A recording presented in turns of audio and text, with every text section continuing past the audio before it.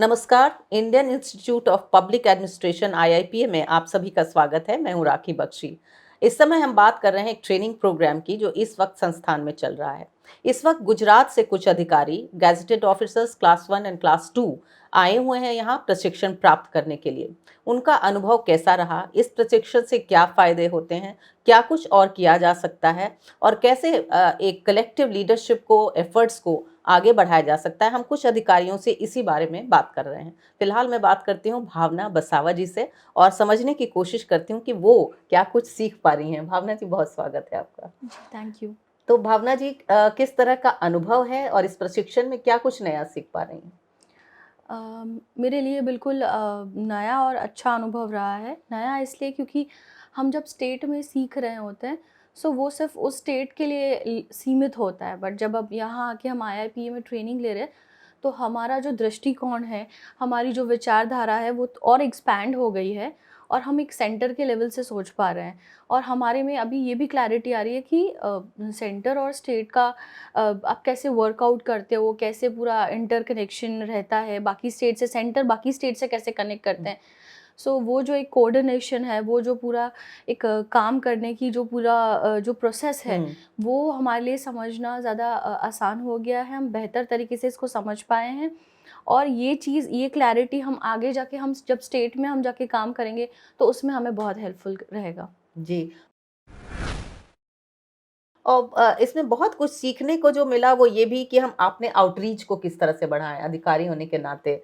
कई बार होता है कि जब आप सिटीजन्स के लोग के साथ इंटरेक्ट करते हैं या उनके लिए सुविधाएं बनाने की सोचते हैं, तो ये सोचना पड़ेगा कि किन इनोवेटिव तरीकों से हम आगे बढ़ें। और प्रशिक्षण मेरे ख्याल से आपको ये सुविधा दे भी रहा होगा। किस तरह से हम सबको साथ लेकर चल सकते हैं? मैं इंफॉर्मेशन डिपार्टमेंट के लिए काम करती हूँ। तो हमारा हमारा जो मेन गोल है वो है ये है कि जो गवर्नमेंट का जो इन्फॉर्मेशन है, उनकी स्कीम्स है, प्लान्स है या कोई भी अपडेट्स है, वो हम टू द लास्ट मैन हम वो पहुँचाएँ। सो अभी जिस तरह से डिजिटलाइजेशन हो रहा है तो उसमें सारे लोग मिले हुए हैं। अभी ऐसा है कि मोबाइल सबके पास है और इंटरनेट हर कोई यूज़ कर रहा है। तो इस तरह से सारे लोग इन अ वे डिजिटली जुड़े हुए हैं। और दूसरा कि सबको साथ लेने में अभी ऐसा है कि बहुत सारी स्कीम्स हैं जो लोगों को पता नहीं होती है। सो कहीं ना कहीं गवर्नमेंट ने अलग अलग स्कीम्स डाल के सबको एक लेवल पे लेके आ रहे हैं। तो इट्स वो फेयर कंपटीशन, फेयर अपॉर्चुनिटीज, वो फेयर चांसेस वाली बात है। बट लोगों को पता नहीं होता है। तो ये इन्फॉर्मेशन जब हम लोगों तक पहुंचाएंगे और लोगों को पता चलेगा तो वो अपॉर्चुनिटीज खुल जाएगी, वो समानताएं आएगी, लोगों के पास वो समान मौके होंगे। सो इस तरह से हम सबको एक साथ लेके आ सकते हैं। बहुत अच्छी बात कही आपने, इक्वल अपॉर्चुनिटीज की बात की है। इस तरह की ट्रेनिंग में जैसे अभी हम बात कर रहे थे, टीम बिल्डिंग होती है, एक दूसरे को समझने का अवसर मिलता है, बहुत सारे सेशंस में अलग अलग थीम्स हैं। तो अलग अलग से आयामों को, चाहे वो करियर से रिलेटेड हो या पर्सनालिटी डेवलपमेंट से रिलेटेड हो, वो आपको बेहतर करने में सुविधा मिलती है। आपका क्या सोच है या क्या कहना है? जी बिल्कुल, इस तरह की ट्रेनिंग हमारी तो ये पहली ट्रेनिंग है, बट मैं कहूँगी कि ऐसी ट्रेनिंग हर साल में एक बार रखनी चाहिए। और रिक्वेस्ट ये है कि जैसे हमारी तो 5 दिन की थी, ये थोड़ा-सा ज़्यादा होना चाहिए क्योंकि अच्छा। इस ट्रेनिंग में बहुत सारी इन्फॉर्मेशन ऐसे जैम पैक्ड सब वो करके हमको पैक करके पूरा पैकेज 5 दिन में कंप्लीट करना है। अब इसमें ये 2 पार्ट्स में डिवाइडेड है। एक हमारा as an officer personal development, दूसरा कि हम सीख रहे हैं एकेडमिक, हम सारा वो सीख रहे हैं फील्ड का, जिसमें साइबर सिक्योरिटी आ गई, डेटा एनालिटिक्स आ गए, डिजिटलाइजेशन आ गया।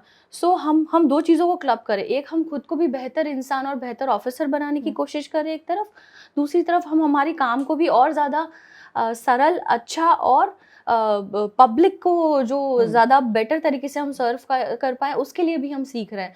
तो इतना सारा 5 दिन में करना वो बहुत ज़्यादा, हाँ, दिन चाहिए तो मैं आपको। चाहती हूँ कि ये थोड़ा-सा और बढ़ा दिया जाए। तो और एक अगला सवाल, भारत 2047 में किस तरह का भारत की कल्पना भी हो रही है, खासकर जो यंग ऑफिसर्स हैं, मैं कहूँगी कंधों पे उनके जिम्मेदारी भी है कि कैसे वो उसको आगे ले जाएं। तो क्या कहना है आपका? एक बात मैं महिलाओं के कॉन्टेक्स्ट में कहना चाहूँगी।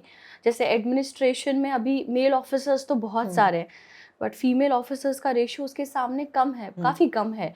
तो एक ये चीज़ भी है कि मुझे लगता है कि 2047 तक वुमेन एम्पावरमेंट ऑलरेडी हो रहा है, चल रहा है, इन द प्रोसेस है, और ये चलता रहेगा आगे भी। बट अभी मैं देख रही हूँ कि बहुत सारे कहते हैं ना कि दूर दराज के गांव से भी महिलाएं आ रही है, मेन स्ट्रीम में आ रहे हैं, वो लोग ऐसी जॉब्स ले रहे हैं, चैलेंजिंग टास्क कर रहे हैं, they are in a good position. मुझे लगता है 2047 तक हमारा जो बोलते हैं ना कि मेल फीमेल जो ऑफिसर्स का वो रेशियो जो है वो ऑलमोस्ट इक्वल हो जाएगा, एंड इतनी ही महिलाएं पार्टिसिपेट करेगी, उनका भी स्तर, सोशल इकोनॉमिक सारे स्टेटस जो है वो इक्विवेलेंट आएंगे। एंड 2047 में मुझे लगता है कि जैसे हम यूएस को अभी देख रहे हैं, मे बी हम इंडिया को उस टाइम पे बिल्कुल यूएस से मतलब एज अ सुपर पावर हम इसको वो करें, महिलाओं का प्रतिनिधित्व ज्यादा हो, इसकी यही आप कामना भी करती हैं। एंड शायद हम, मुझे लगता है कि 2047 में अगर हम इसी तरह से महिलाएं इसमें आगे आती रही तो विल सेट एन एग्जाम्पल बाकी दुनिया के लिए। बहुत बढ़िया आपने कहा, और महिलाएं सेट एन एग्जाम्पल करेंगी। बहुत बहुत शुक्रिया भावना हमसे बात करने के लिए, और बहुत शुभकामनाएं आपको। Sardar Patel institute of public administration और IIPA ये प्रशिक्षण इस वक्त करवा रहा है इन सारे अधिकारियों के लिए, और ये युवा हैं और नई शक्ति लेकर आए हैं। आशा है कि ये और ज़्यादा यहाँ से कुछ सीख कर जाएंगे और उससे पूरे समाज को फायदा होगा। बहुत बहुत शुक्रिया इस शो को देखने के लिए। नमस्कार।